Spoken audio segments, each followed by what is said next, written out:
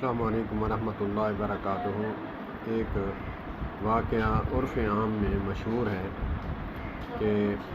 حضرت ابراہیم علیہ السلام کو جب نمرود نے آگ میں ڈالنے کی کوشش کی، ڈال دیا، تو یہ جو گرگٹ تھا یہ پھونکے مار رہا تھا کہ آگ جلے اور بھڑکے، اور جو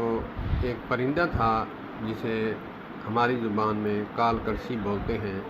کالے رنگ کی کوے کی طرح ہوتی ہے، پتلی چونچ ہوتی ہے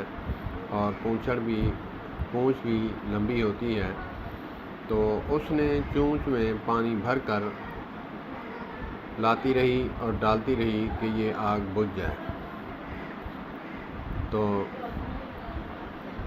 یہ علماء اور خطباء بھی بیان کرتے ہیں، تو وہ فرماتے ہیں کہ یہ جو پرندہ تھا اس کے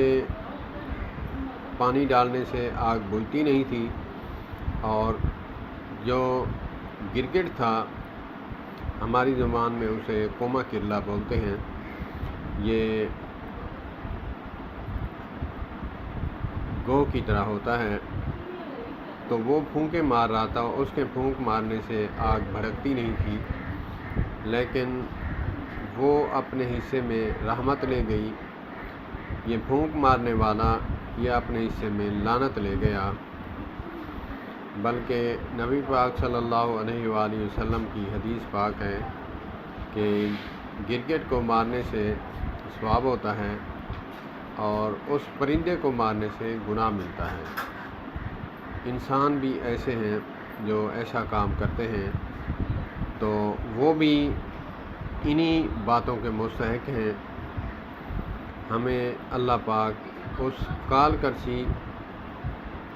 والا عمل نصیب فرمائے، گورگٹ بننے سے بچائے۔ السلام علیکم۔